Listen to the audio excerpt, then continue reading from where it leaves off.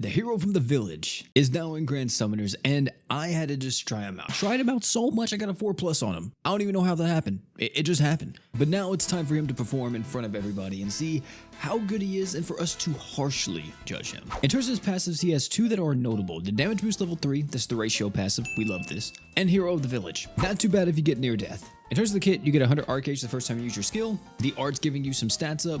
The true art is going to be giving you art gauge. It's going to be buffing up your super art damage and your break power. By the way, this thing can stack up to 1,000%. And that super art's going to be reducing the enemy's physical res by 150% along with a 200k multiplier. In terms of his slots, he has a 5-star physical, 5-star defense, and a 4-star physical. For best in slot items here, I would say you could go with Stark's Axe. It's very good. But if you don't want to use this and just want to run with like a regular attack buff item, I don't think that's terrible either. For 5-star defense, if we're going more in a nuke situation, we're going to be using Black Trike or some other kind of Archgen. Or if you're running him in more of a sustain comp, of course, use a defense item that's going to be countering the boss you are fighting. For 4-star physical, the mines are here. You can get B3 Claw and use it on him. It's going to be really good. The only thing I would warn you about is that if you are playing around his near-death mechanic, this could accidentally trigger it for you. In terms of the crest slots on this guy, recommend you go attack up. His second passive, I personally love art gauge on him just to help him get into that true art, because once you get that true art going, you're pretty much off to the races. But I would also say break power up is very good on him too. Oh, and by the way, I'm gonna do y'all a solid. I don't ever usually do this, but I got y'all this time around. If you want to use an AI on Stark and you want to make sure that you get all your stacks, use this right here.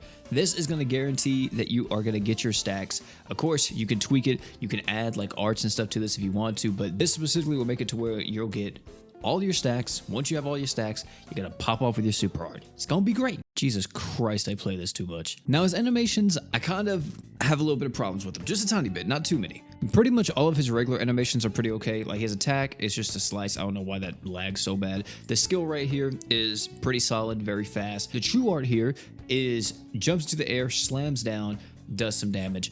And now the super art is where I have a problem. So if you've noticed, with all of these attacks, they are very short range. They don't go really full screen, including his super art. Look at this initial hit.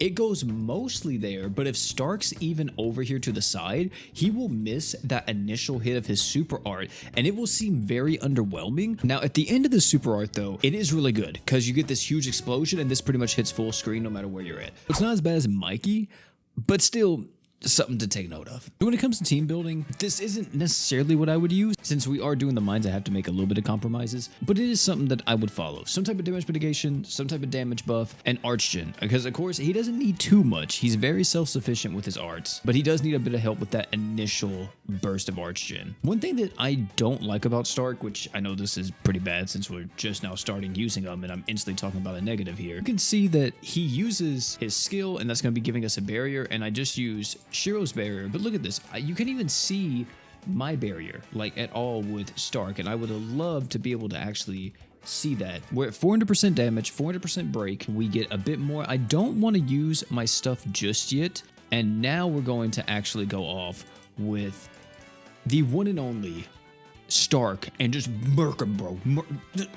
It's just an instantaneous hit out of nowhere. He does like a little baby slash and you're like, oh, that's it. And then just the huge slam down, and that's where all the damage is. I do kind of wish they had a bit more accuracy in the kit. I think that would help him out a ton. Now, it seemed like this where we're about to fight the Emerald Bird in the mines, and we're on a pretty high floor. We're on floor 90 right now. It's possible Stark could miss a few times. Does this boss have a barrier? Or not barrier, but a threshold? Okay, it doesn't. Let me see. Does this do enough damage?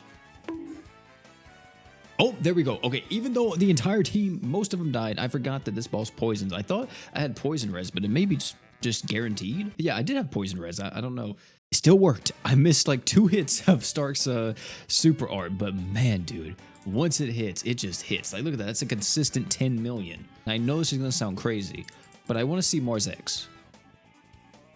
This is not Marzex. So this guy's regarded as one of the hardest bosses right now. He's kind of has the name of the impossible boss, which I definitely agree. He's not that fun of a boss. Also, we got extremely unlucky and didn't even get a single Holy Knight Roy. We're going to keep rolling until we get a Holy Knight Roy. Now, the reason why I wanted to use Stark here is because of his passive, the Hero of the Village right here. This gives you 50% DR when you're near death. So if you can save your passive till the very end of this fight, I think Stark makes this almost, I don't want to say a cakewalk because Marzex is still a very challenging foe, but definitely a lot more manageable. Also, Hoka, just like how it is. Oh, wait, did I get it? Oh, I got it. Ooh.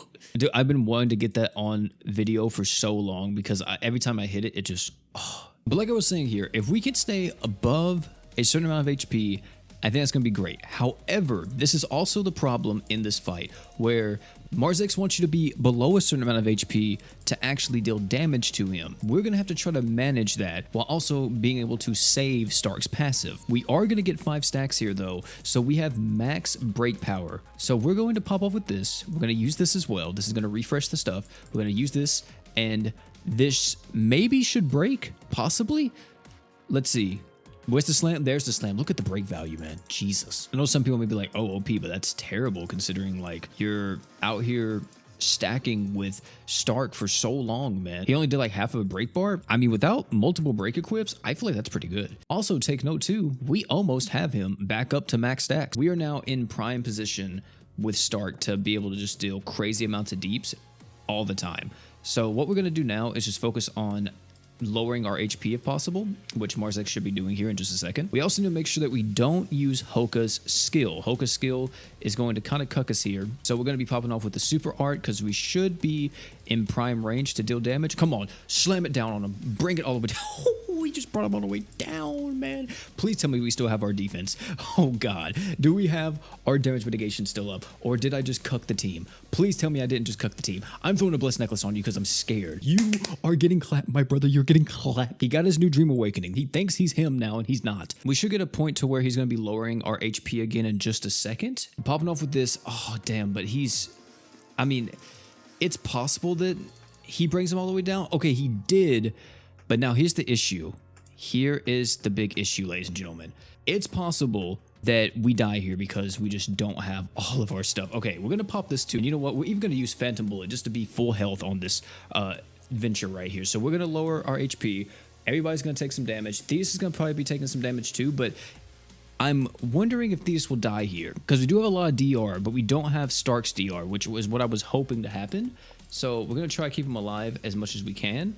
So this is what I was thinking of. If Thetis dies, okay, Thetis didn't die. Hopefully you saw the vision. The fail-safe was that if Thetis dies, Stark saves the team. I really would have loved if we would have gotten near death with Stark just to kind of show that off a bit more. But I mean, hey, hopefully you can see the vision with that. And he performed really well. Oh, I wish I would have saw the detail screen. God dang it. This is a duo I was really looking forward to. Chloe fills in the gaps so nicely with Stark. We want to save his passive for as long as we can. I know we can't really pick when it activates, but I'm really hoping that we can save it for once Holy Knight Roy revives. We're at 2 stacks here, and I'm actually going to be a 2-stack Andy this time around. We're going to get 2 stacks, and then we're going to use the super art just to deal some damage. I'm going to pop off with this, and then we're going to use the art here just to make sure we're good. So what we're going to do now is we're going to try to break him or get him close to break all the way down. Please don't break him, Stark. Okay, he didn't. That's perfect. That's going to be a amazing point for us because we can use our true art here and get a few stacks on this, maybe even get possibly 2 or 3 by the time we actually break Roy with Chloe. We're going to use the true art again here to get another stack of damage and also break, and there we go. Get 1 more stack in, which I think I am. I'm being a little bit, a little bit crazy here, just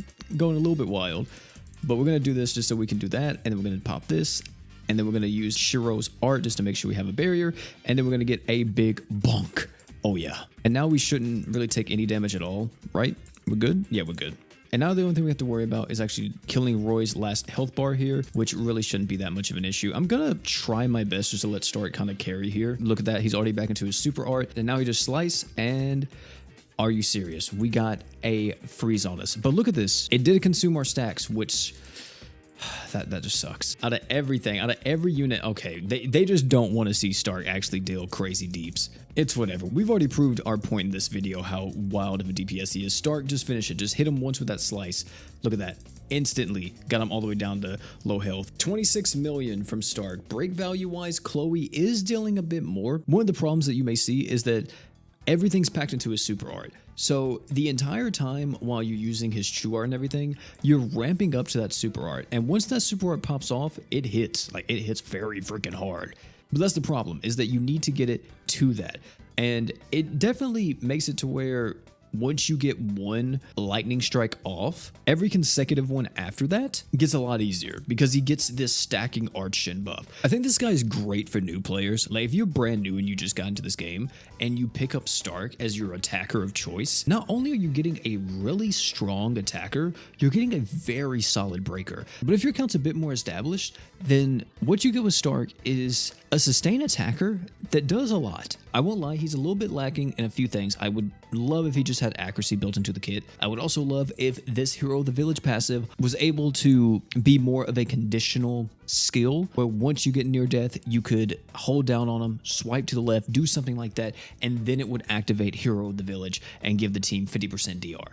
I think that would be incredible. Unfortunately, though, that's not a thing. But yeah, when it comes to Stark, man, I love him. I think he's fun. I think he's a great attacker. He's solid. He's a very, very good unit that's just really fun to mess around with. And who doesn't like big bonks? Either way though, fam, that's gonna be it for this video. Thank you so much for hanging out. Tell me down below what you all think about Stark. Do you like him? Do you not? What's the deal with him? If you enjoyed this video though, highly recommend check out this video popping on the screen right now. It's talking about the part 2 characters. And if you're interested in that, highly recommend you click on it. I'll meet you over there. But before you leave, don't forget to drink water.